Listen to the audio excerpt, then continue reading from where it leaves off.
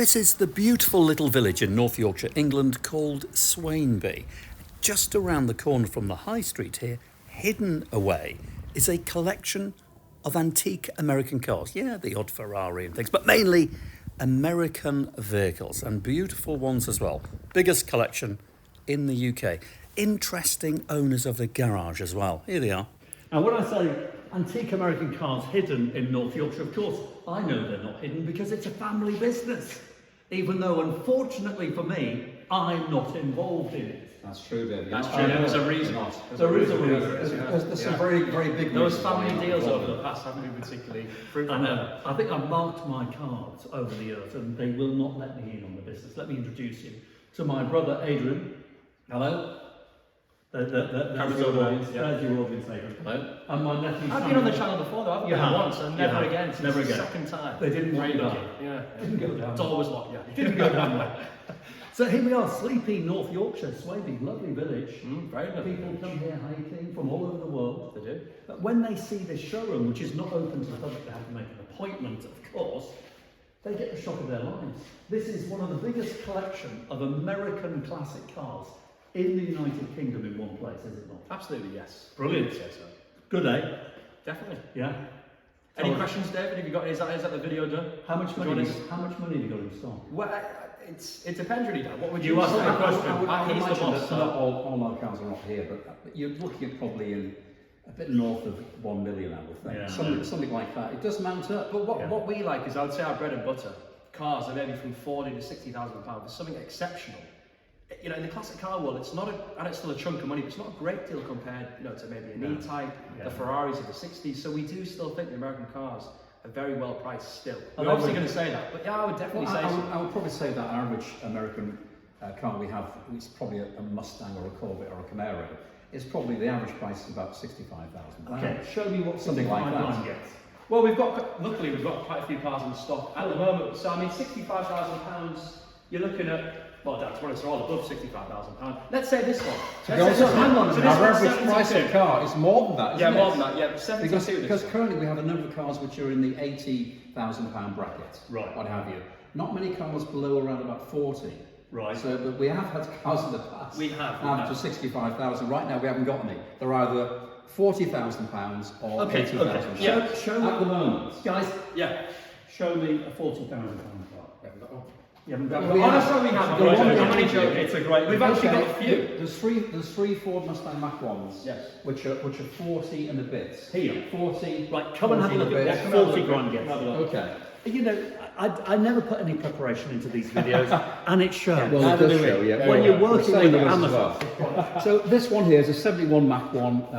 That is priced at 2,950. 42,950. Yeah, okay. The one behind it is the same year, 71 Mach 1 again. That's priced at about 46, Sam, is it? Yeah, 46,950. Yes. Okay. That car was in a fairly major video in the States. Was it?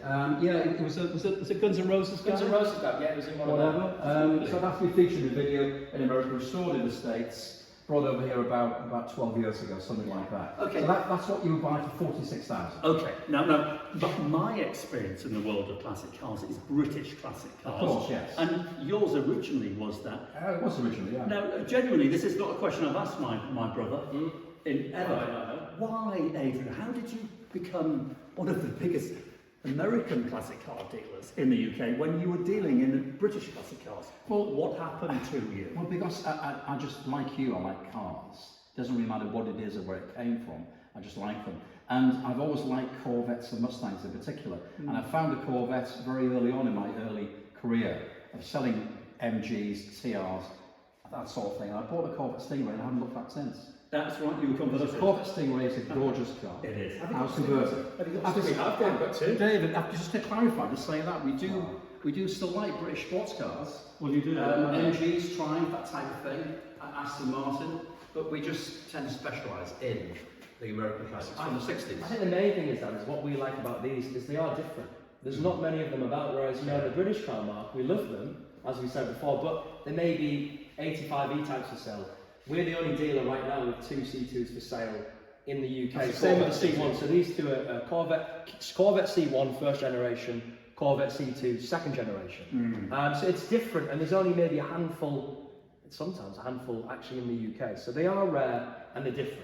Who's buying your cars, Samuel? Everyone.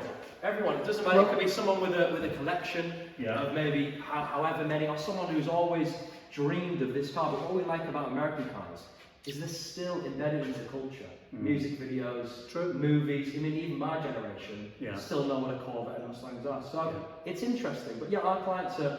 It's from everywhere really. It sounds bizarre. Just have a look at the interior there. I mean, seriously, the body.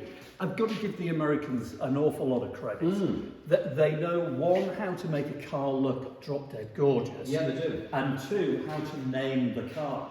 Yeah. They come up with the Their best names names. are, I mean, Corvette Stingray is, Look at that. probably one of the best, isn't it? I would imagine. But just come round the front here, Victoria. I've got my sister operating the camera, and she will be on in a minute. She doesn't know it, but she's going to be on. No. Look at that body. I mean, seriously, that is delicious. Yeah, absolutely. They know how to make the it Corvette look C2 is one of our favourite cars, to be fair, in the whole range of cars. And what I like about it too is that it's very similar to an E-Type fixer coupe in style and shape, what have you. And we love E-Types, we've sold quite a few of them. But the problem with E-Types is that you go to an event like Le Mans, there'll be fields full of lovely E-Types. You might only see a handful of these, and these do stand out from the crowd. And they are considerably cheaper to buy than an equivalent E-Type Jaguar in the same condition. That's what we think is really unique about the American classics of the period. And again, biased, love classic cars, but like you said before, the design and look and everything about them, I think it's just perfect, really. For the 60s especially. You know that's what? my favourite era, 60s. Do you know what? You love what you do, and I get lots of messages from people all over the world saying, how do I become an antiques dealer? How do I make money in the world of antiques? These are antique cars. And the first bit of advice I always give someone is love what you do, be passionate, and become an expert in every single object you buy before you sell it. And you do that because you know these cars inside out. And the reason why you know them inside out is because you love them. Is that true? We do. I think in business you've got to be passionate about what you do. It doesn't matter if you're selling paper or whatever it be, or cars or antiques. You've got to be passionate. Hard to be passionate about selling paper, but you have to be. We only buy things that we like. Yeah. Don't buy a car we don't like. That's it. That's the key to so success. Passionate about the car. That's the key to success. And it does make it easier. Okay, let me point out to my viewers what I think is the best car in here. Go on then. If Victoria would like to just pan round, please, to this green Well, machine. you might be slightly biased there. Not a proper classic, I would say. It is a Mercedes-Benz coupe from 1994. I own it, and the reason why I'm here is because my brother and nephew were going to sell it for me. There's another Quick video. question, Dave. How much is it a year to tax? This is free. All of this is free. Oh, that's MOT exempt as well. MOT exempt. Yeah. Also, So classic if insurance in London, the average classic insurance in the UK person buying a classic car is about £200. Yeah, I only paid about £200 for that. Well, it's a classic car. It's a classic car. Yeah. That's categorised as classic, isn't it? Okay, that is all very interesting. I think I need to introduce Victoria because Victoria is actually partly American. Vicky's looking Vicky. very This is my sister Victoria. Say hello, Victoria. Hello. Now, Vicky spent 30 years in America. That's right. You've only just moved back to the United Kingdom. You must feel very much at home here, Vicky. I do.